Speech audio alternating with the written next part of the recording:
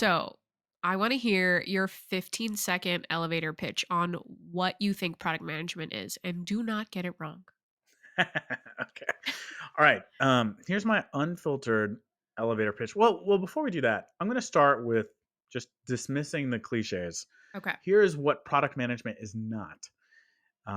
You're not the CEO of your product.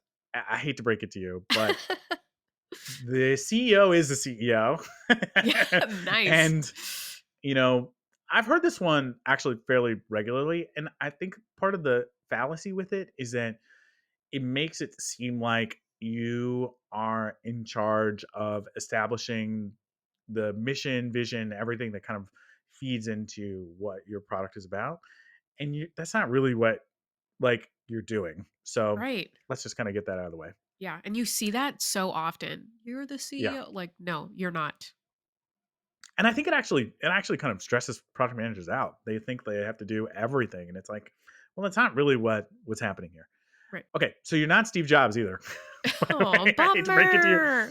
Steve Jobs was Steve Jobs.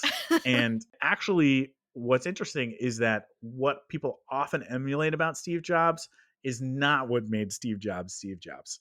People emulate that Steve Jobs was an asshole sometimes, Mhm. but the things that were great about Steve Jobs is that he was highly attuned with his customers and really paid attention to how people were experiencing things. Famously used to hide in the bushes outside of an Apple store and watch people, you Yeah. know, shop in the Apple store and use the product. So, Okay. but you're not Steve Jobs. All right. So I Yeah, should it's stop not wearing me. this turtleneck, is what you're saying.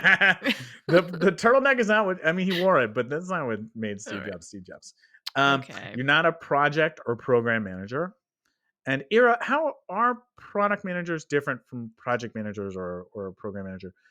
What I've heard is that, and I've heard this from other places, but it really resonated with me. PMs are responsible for what and why, and project managers or program managers are worried about when and how. Does that resonate with you? Yes, that is actually a really good shortcut. And I think, again, like, this is why I love doing this podcast, is because we get right to the point. Like, there's so much confusion about project, program, product. And when it comes down to it, it's exactly what you said. And the fact that product managers have metrics that they're responsible for, and the method by which they achieve that is totally up to them.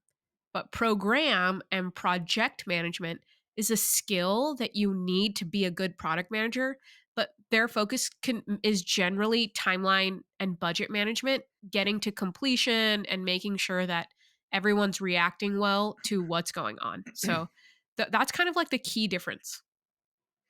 Gotcha. Yeah. So when we take some of these cliches out, what are we left with? What's my elevator pitch? So let's start into these elevator pitches. Well, when I thought about it, I was reminded of a book that I read a while ago called The Captain Class. Have you ever heard of this one? Is this a sports reference? This is so Yeah, you. it is. It is. It is. I can't I do say that love I sports. have, dude.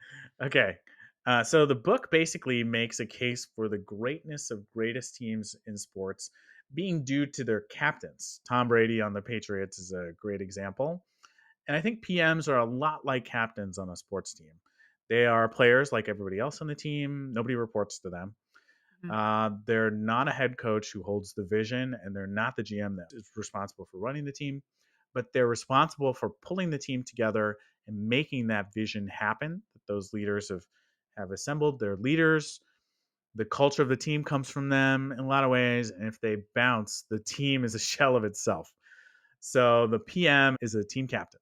That's my pitch. What do you think? What's yours? Okay, I love that. Thank you for teaching me about sports, Ajay. It's probably the only thing that's going to make my fiance listen to this podcast. So thanks for that. It works. Yeah.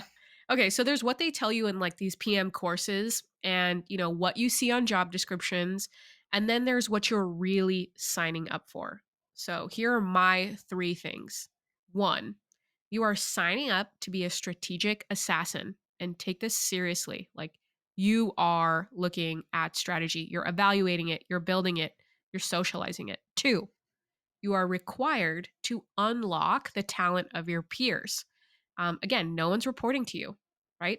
So you have to bring the best out of all the builders and collaborators that you're working with, designers, engineers. Plug here for episodes 3 and 2, how to work with engineers and designers.